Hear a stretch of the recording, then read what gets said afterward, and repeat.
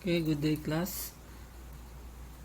We'll continue on our discussion on still. This is actually on vector analysis topic, and we are now down to our last subtopics of this for this particular course, electromagnetism, and this is all about curvilinear coordinates. And so the things that we discussed, I think from chapter 1, this is this is chapter 4. So from chapter 1 to chapter 4, that will be the topics included for our midterm examination. So for the midterm exam, we will still have it online, but I will not require you to meet on Google Meet platform or Zoom for that matter. I just give you I'll just upload the questions on Google Classroom platform, and then I'll just give you enough time to answer on the questions that I'll be giving you during our midterm examination, and then I'll just let you answer it on your own in your respective homes, and then maybe I will give time limit for before you can submit it. I think that would be okay for our case lang. Okay. I'll just give you time now. I think 1 hour to 2 hours just for our midterm examination. Okay, and your midterm examination will be on the last week, I guess, of October. So we can still decide on what day you would like to have your midterm exam. I think it would be could be on a Monday or Wednesday, or maybe you can have it on Friday. So it's actually up to you. You'll have a meeting on that. Okay, so for the meantime, let's continue. So we will discuss on the curvilinear coordinates.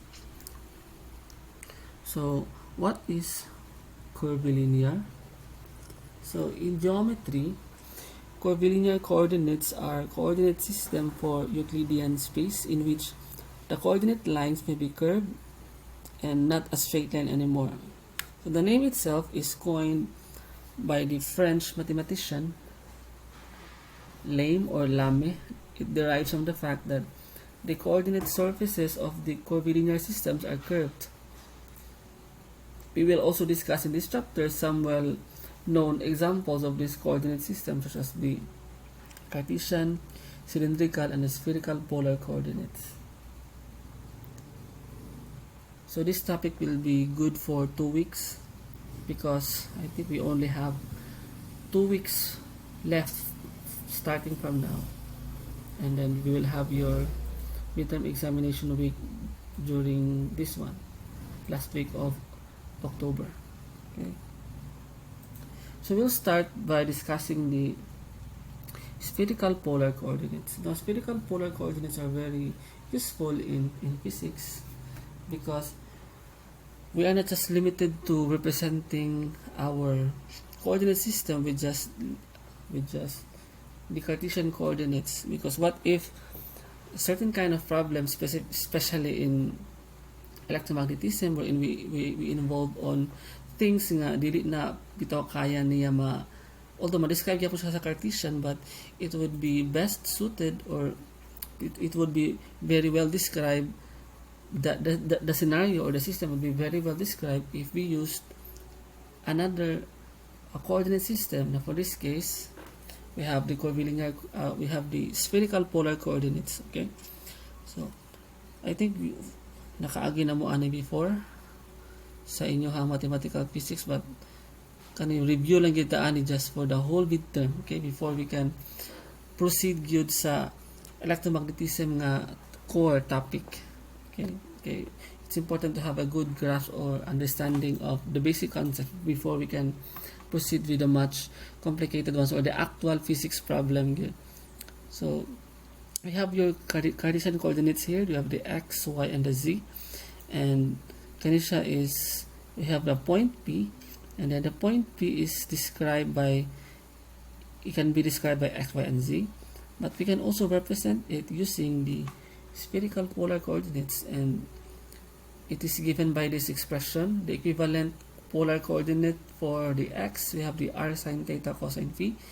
For the y, r sine theta sine phi, and the z is r cosine theta. So where did we get these values or this expression? Well, we can simply look at this graph or this system. So if this is r, and if you want to get x, if you want to get this part, if you want to get that one, so we have to project it unsa ni siya nga line, right? Well, this is r, yeah, we know this is r, but what line is this? Unsa man ni siya nga line? So that's actually a projection. Kana siya. So that's actually opposite man na siya. So that's r sine theta. So this is actually r sine theta.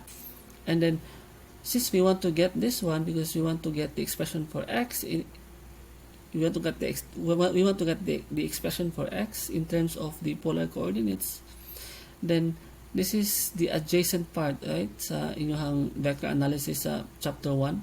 So this is r sine theta, the length ana. So therefore this is r sine theta cosine phi. Hindi na siya maklaro. Okay, basta bonus ato sa i-undo sa doon.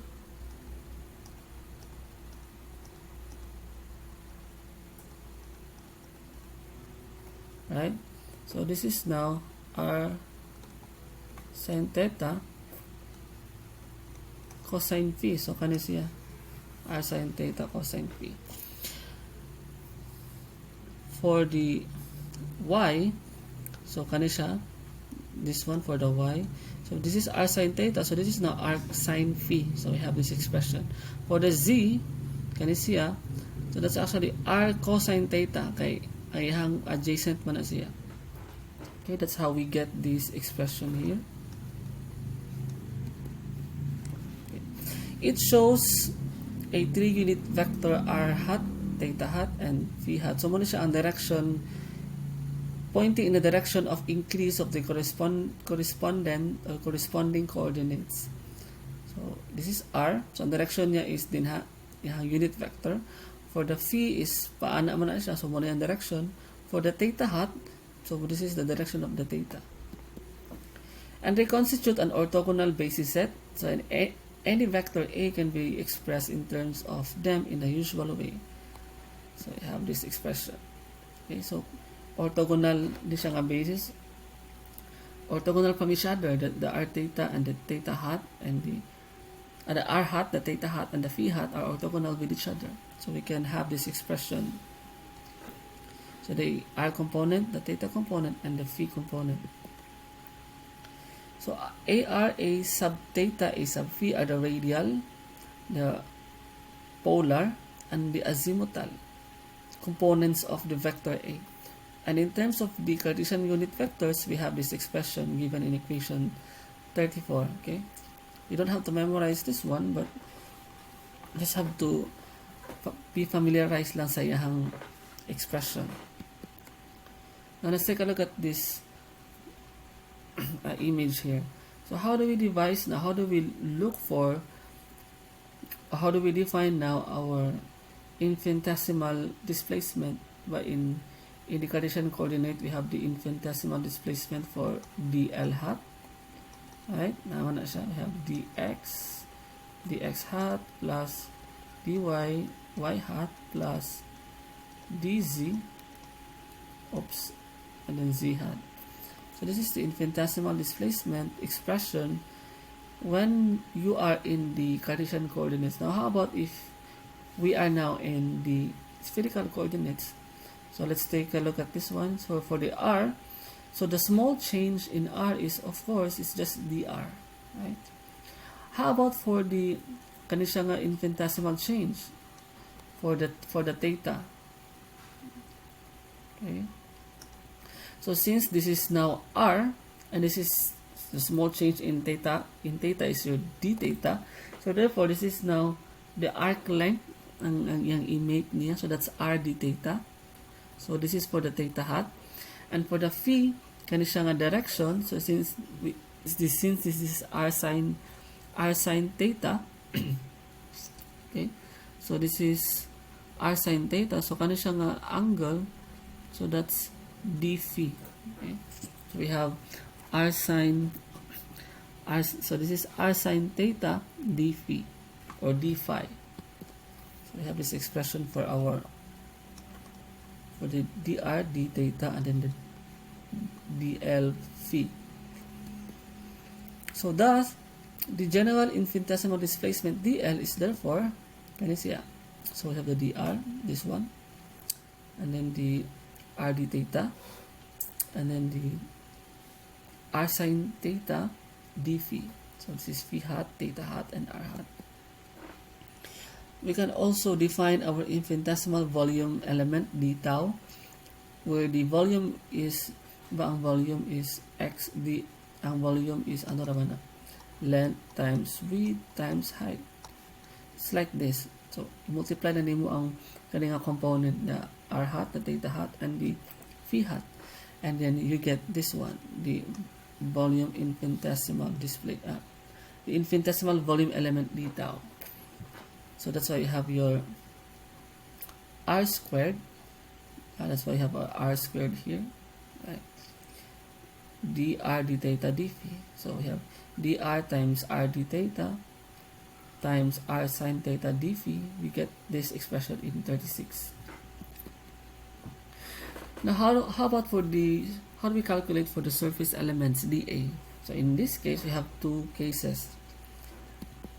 Ang first case, if we are looking at the surface of a sphere.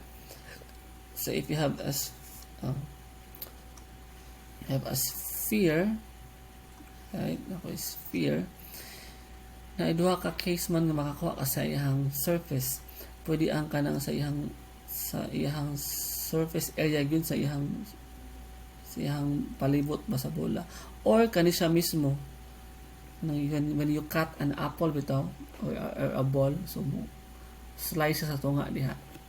Or if you want to peel off the iyang skin, so it's like you are looking at the surface sa iyang skin, or you can cut in half, so makita nimo iyang surface pod sa katong gi-cut nimo ang apple or ang orange ba. Okay, so if you are integrating over the surface of a sphere, then r is just constant, diba? Okay, if this is your sphere, tapos sa surface lang ka nag-consider, so it's just actually considering a constant r. And then ang nag-change niya is ang iyahang phi, and of course ang iyahang theta. Right, ang theta niya nag-change, but the r, the radius, is just constant because you are considering only the surface, the specific surface. Now if the surface lies in the xy plane, katuna na siyang, this is your, let's say, apple, and then kani mo i-consider kana siya diha, i-slice nimo katunga ba. Okay, and then this is your expression for your area, and this is the area for the surface, right? So constant naman to ang r, so wala ko'y r component, it's just this one. So multiply nimo ang d theta, dl theta o dl phi. Now if you are looking at the xy plane nga surface, the theta is constant.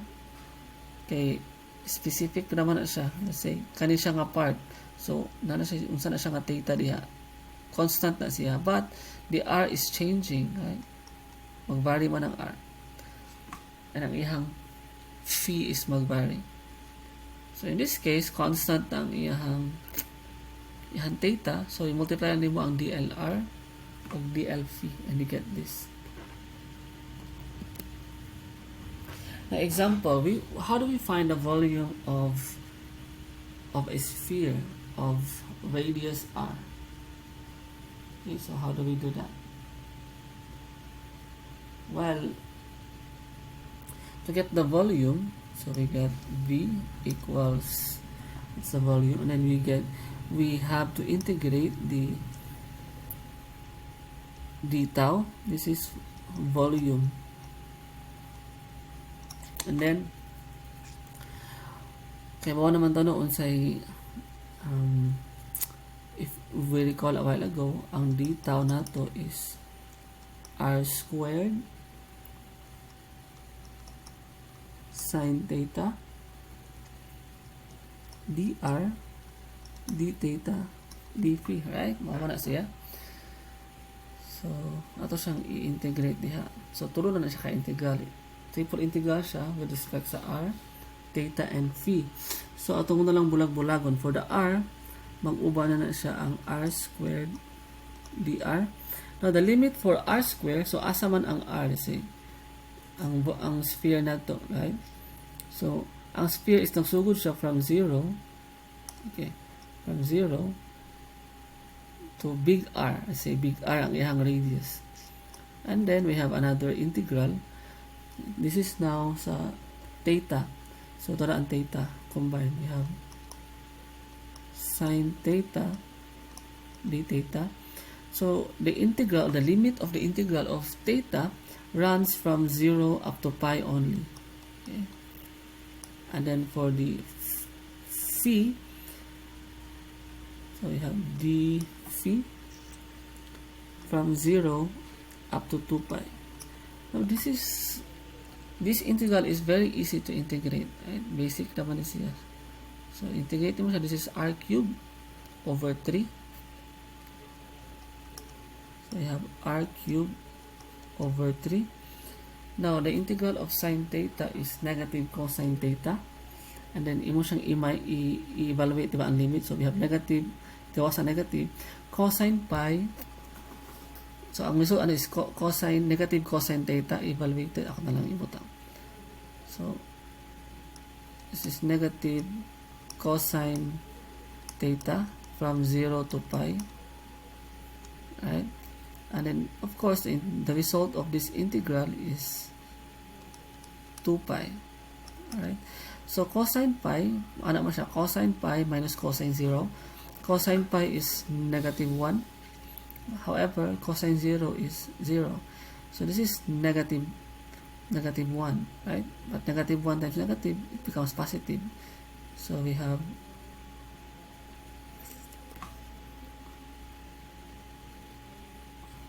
so we have this.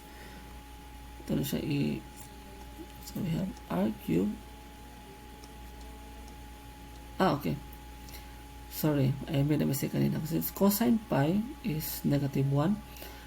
Cosine 0 is 1, right? So negative 1 minus 1, that's negative 2. Negative 2 times negative 1, that's positive 2. So we have 2 here. Ang result ani niya is 2. 2 times 2 pi have 4 pi. So the resulting integral in finding the volume of a sphere of radius r is given by 4 pi r cubed over 3. Now this is not surprising at all because we've been using this formula of a sphere since elementary.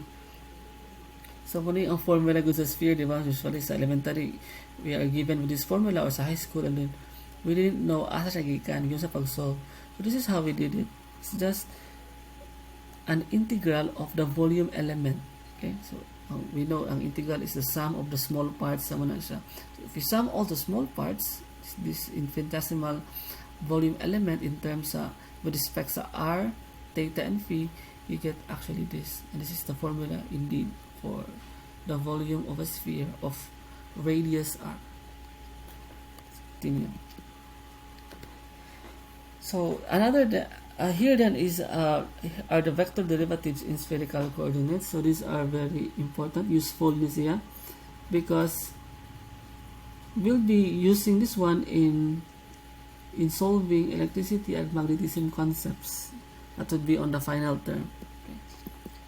Again, you don't need to memorize this. Okay, just have to familiarize lahat lang yung equation, because after all, in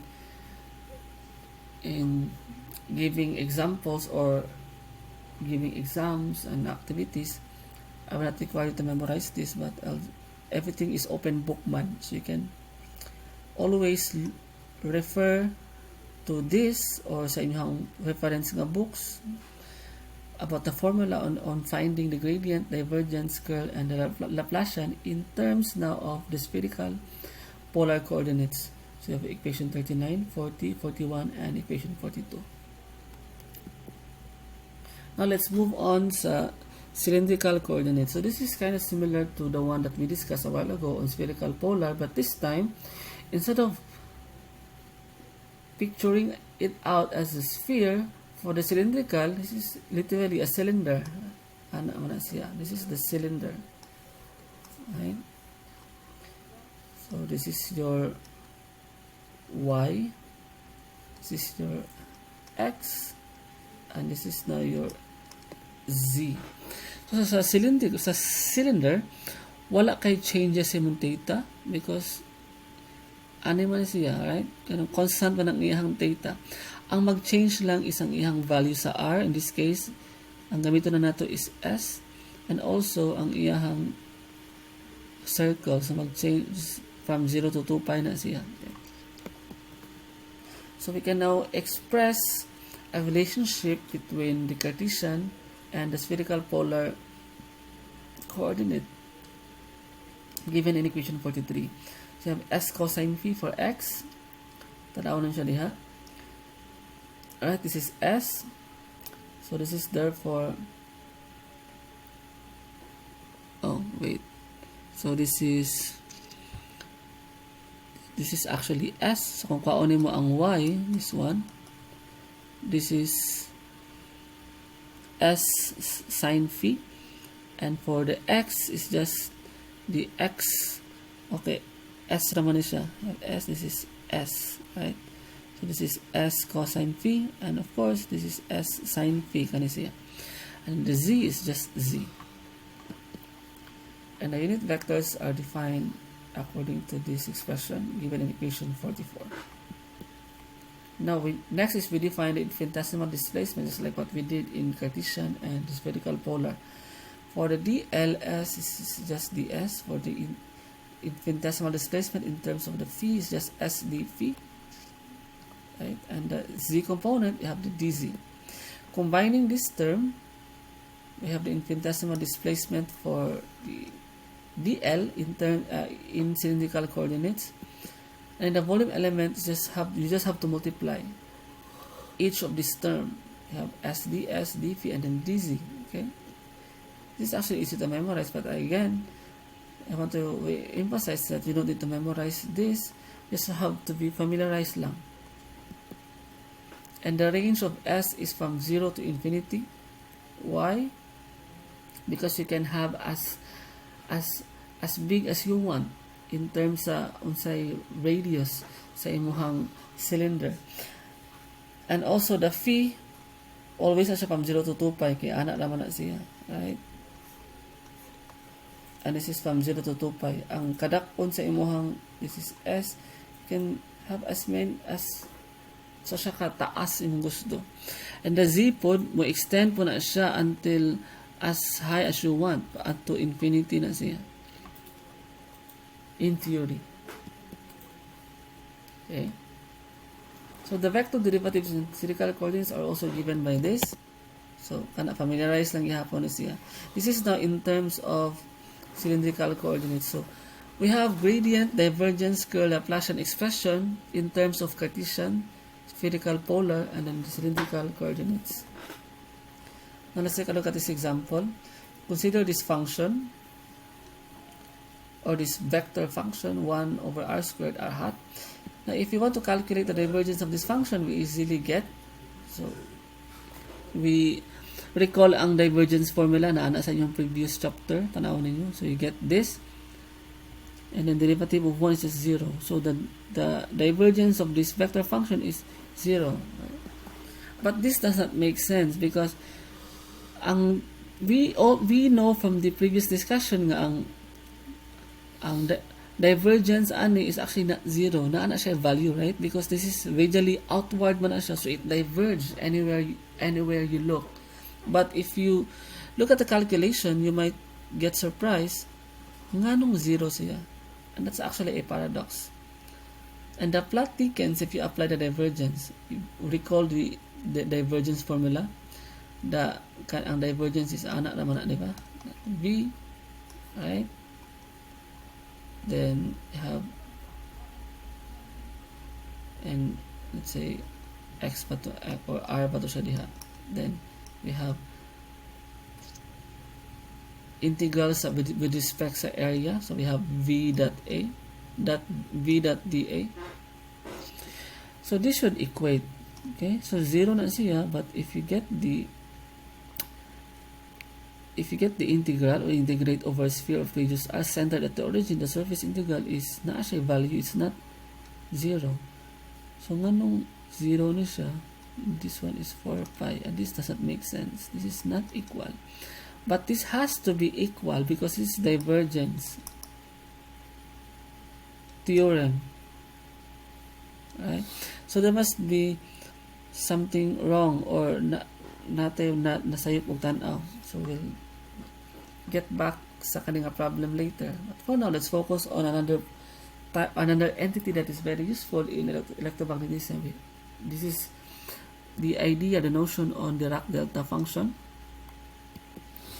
So this is a representation of a Dirac-delta function. So nakaagi naman mo, diba? O naka-encounter naman what Dirac-delta function is. It's 0 everywhere except at some point. Okay? 0 everywhere. Infinite na siya ang ihang value. Kaya siya the extend up to infinity at a particular point. So this is a one-dimensional Dirac-delta function, and it is given or it is described mathematically in equation 52. So as I've said, muna siya kung statement kanina, the Dirac-delta function, delta of x is 0 if it's not equal to 0, or 0 everywhere except at x equals 0. So this is x at x equals 0. So naa siya value mo blow up siya at origin. Kani. So and if you want to integrate this one at from negative infinity, ana siya diha, to positive infinity, integrate this Dirac-delta function, you get 1. So it's like normalize here. So generally, a Dirac-delta function will look like this. Not centered siya sa origin, it could be sa origin siya, right? Well, if ang A nimo is 0, so generally, mas ano siya kung move na siya diya, A could be 1, could be 5, and anything. So A na siya. So we can really find the Dirac-delta function. Okay, 0 siya everywhere, anywhere, except at x equals A. So, na siya value. This is infinite, it blows up. And if you want to get if you take the integral of this Dirac-delta function from negative infinity to positive infinity, you get A1. And because of this, it caught the eye of physicists. So, something like Dirac-delta function. So it has many applications there later on in physics.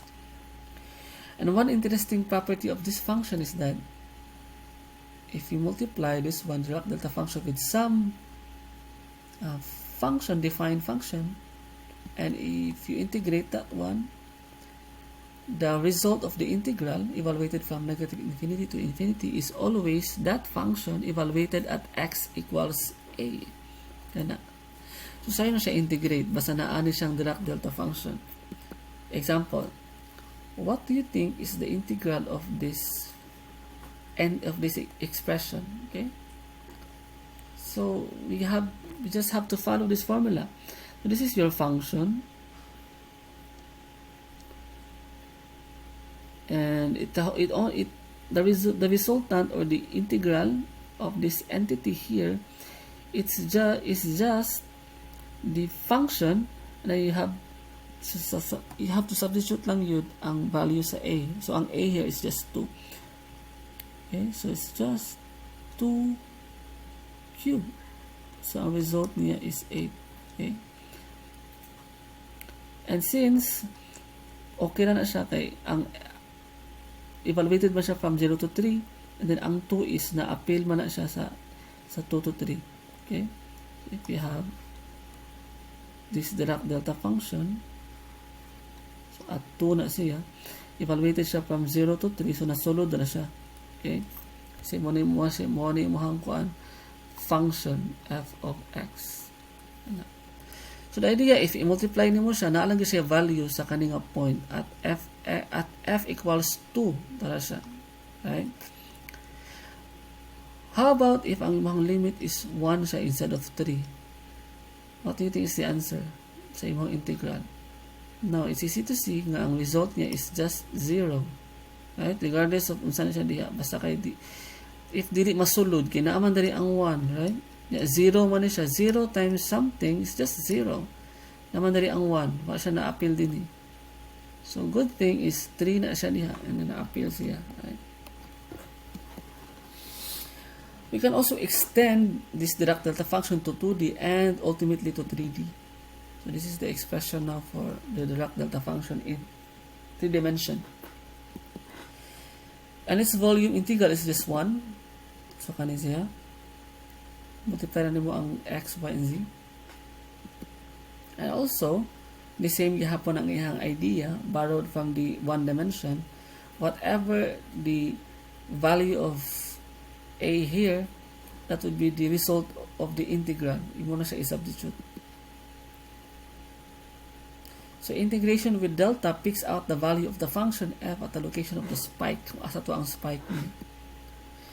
So we are now in the position to resolve the paradox. So katong ganina, this is not actually totally 0. This one is 0 lang siya. 0 everywhere except at the origin. Kani siya. So, infinite siya at the origin. So, kanina is 4 pi man to, di ba? Katong so, mo coincide na siya. We have del dot v is equal to at the origin man po to siya. Right? v dot dA. So, this is vector. So this is, instead na 0, 4 pi na siya. Because this is a delta, this is a Dirac-delta function man diya. And then this is 4 pi pod. And evaluated at the origin, so muna siya ang iyang result. Okay.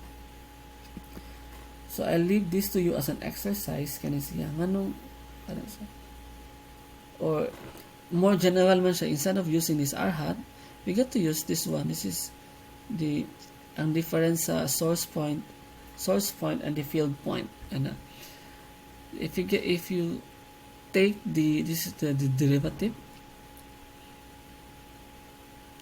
of 1 over r square, then you get this. So take note nga ang imuhang kanisiya, imong del, taking the derivative of this entity is with respect lang siya sa r. Constant ni siya. Right? And you get this. It also follows that having this expression, kaduhan siya mag-derive, you get this. Okay? So that will be all. This one is, nani siya sa, this will be your problem set, your last problem set for this term, sa midterm. I'll just post this sa Google Meet. Okay? And if you have questions, clarifications nga wala man nasabtan sa kaninga klase, just feel free to contact me through my email or sa Google Classroom. Comment mo dito, mag-post, or even you can chat me sa Facebook. We have our own chat group man or group chat sa Messenger. Okay? It would be all, and see you all sa midterm virtually. Stay safe and God bless.